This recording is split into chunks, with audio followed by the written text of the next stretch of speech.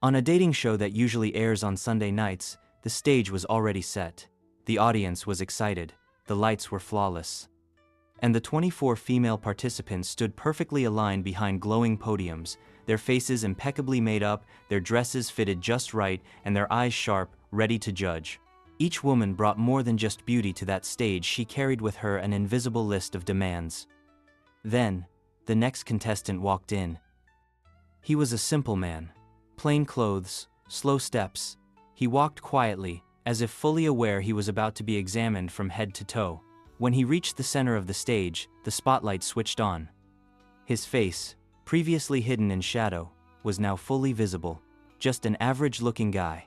No style, no charisma, nothing that would catch the eye of someone who only looks at the surface. The host, already well-trained in drawing laughter, cracked the usual joke. "In such a hurry to take one of our ladies home?" The audience laughed. But the man didn't reply. He just smiled a shy, almost uncomfortable smile. He picked up the microphone and began his introduction with the honesty of someone who has nothing to hide. "I'm 26 years old. I work as a taxi driver. My family is very simple. We live in an old house where my parents still live with me. I owe about 100,000 yuan for my car. My monthly salary is around 6,000 yuan. And I only have a high school education." Silence filled the studio. What had started light now felt heavy. The host gave a forced smile and shook his head, as if to say, "This one's not going to be easy, buddy." Then the man added, "Despite my financial situation, I'm a family man. I love my parents, I love my home, and I dream of building a life next to a woman who wants to grow with me. Someone who isn't looking for a man who's already complete, but one who wants to build something real together." The host tried another joke, but this time, laughter didn't come. Then came the light round. Each woman had the power to keep her light on or turn it off. One by one, the lights shut off, and by the end, not a single one remained. He stood there in the center of the stage, alone, lit, silent. The host had no joke this time. He simply tried to console him. "Dreams are beautiful, but reality tends to be cruel. Not everyone finds someone who wants to dream together." And that's when the questions came. Though in truth, they weren't questions, they were judgments disguised as curiosity. The first woman, perfectly made up, confident, and with an air of superiority, spoke up. "Hello. With all due respect, I don't even know where to start. I graduated from one of China's top universities, and honestly, you seem like you're from another planet. We'd have nothing in common. Do you really think you could keep up in a conversation about art, culture, or business?" Before he could respond, another jumped in. "You do understand that money is the foundation of life, right? You plan on bringing a wife into your home just to split bills and stress?" The man tried to remain composed. Calmly, he said, "I don't believe a diploma determines connection. You don't need math to go grocery shopping. And in a relationship, we're not giving each other lectures, we're sharing a life. Respect is worth more than credentials." But no one seemed to be listening. Women rolled their eyes, scoffed, and exchanged judgmental glances. The first one came back stronger. "So you want someone to struggle with you, and you call that romantic? I'm sorry, but I want to share vacations, fine dining, and comfort. The world already gives us enough suffering." He took a breath. "Love isn't about consumption. Love is about building together." Another raised her voice. "You seem like a good man, but good men don't pay rent. I come from a rich family. All my friends have high standards. You just don't fit into that world." The host tried to steer the conversation, but the criticism kept coming. A more mature woman raised her hand. "Let's be serious. You're in debt. You earn little.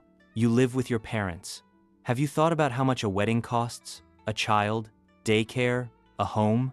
With all this, what exactly are you offering?" Without hesitation, he answered, "I'm offering the one thing no one wants to offer anymore, truth, and the will to grow. If I could offer everything on my own, then it wouldn't be a relationship, it would be a business transaction." Another woman exploded. "So you want me to enter your life just to help pay the bills? Is this a marriage or a limited liability partnership?" Nervous laughter echoed in the studio. And to top it off, a woman with a Taiwanese accent added, I heard your mother plans to live with you. That's completely inappropriate. After marriage, the wife should come first.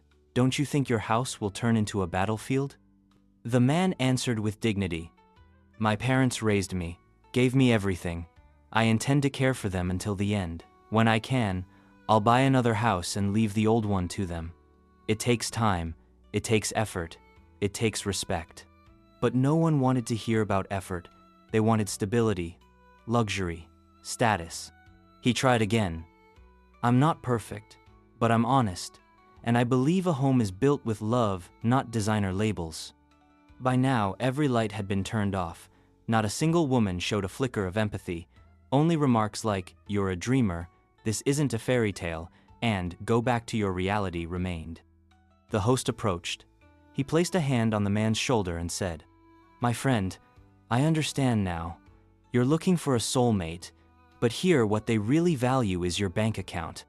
The man smiled, but this time, the smile wasn't shy, it was firm.